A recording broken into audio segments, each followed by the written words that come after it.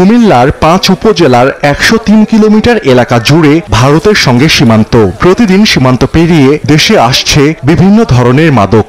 অনেক মাদক কারবারি ধরাও পড়ছে আইন শৃঙ্খলা বাহিনীর হাতে। দিন দিন জেলার আদালতে বাড়ছে মাদক মামলার সংখ্যা। নিষ্পত্তি না হওয়ায় সৃষ্টি হয়েছে জট। বেশিরভাগ মামলার তদন্তই শেষ হয়নি। বিচার না হওয়ায় অপরাধীরা থাকছে ধরাছোঁয়ার বাইরে। অনেকে আবার জামিনে বের হয়ে চালিয়ে যাচ্ছে পুরনো কারবার।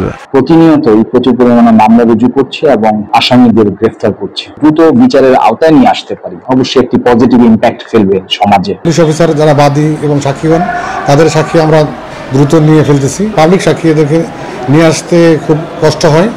অধিক মাদক ব্যবসায়ীরা এর প্রভাবশালী মাদক সিন্ডিকেট এই সাক্ষীদেরকে নিরুৎসাহিত করে। আইনজীবীরা বলছেন সাক্ষীর অনুপস্থিতির কারণে মামলার নিষ্পত্তিতে সৃষ্টি হয় দীর্ঘসূত্রিতা। তবে বর্তমানে অনুপস্থিত সাক্ষীদের বিরুদ্ধে ওয়ারেন্ট ইস্যু করা হচ্ছে বলে জানান রাষ্ট্রপক্ষের কৌঁসুলি। আর সাক্ষীদের মধ্যে সচেতনতা বৃদ্ধির প্রয়োজন বলছে মাদকদ্রব্য নিয়ন্ত্রণ অধিদপ্তর। বছরওয়ারি আমরা সাক্ষীদের যেখানে আছে পুলিশ সুপারের মাধ্যমে এবং রেডিওগ্রাম মেসেজের মাধ্যমে আমরা দ্রুত এগুলি আদালতে আনার চেষ্টা করছে এবং আদালতও চাচ্ছে মাদক ব্যবসায়ীর যে দণ্ড বা তার যে শাস্তি, এটা যদি সাক্ষ্যের মাধ্যমে নিশ্চিত করা যায় তাহলে একটা দৃষ্টান্ত হয়ে থাকবে। মাদক অপরাধ করা থেকে তারা বিরত থাকবে। এদিকে মাদক আইনে বিচারে জেলায় নেই বিশেষ ট্রাইব্যুনাল। মামলা জট নিরসনে দ্রুত ট্রাইব্যুনাল গঠনের দাবি আইনজীবীদের। আলাদা ট্রাইব্যুনাল স্থাপন করা হয় তাহলে মাদকের মামলাগুলো দ্রুত নিষ্পত্তি হবে এবং অপরাধীদের শাস্তিটাও নিশ্চিত হবে।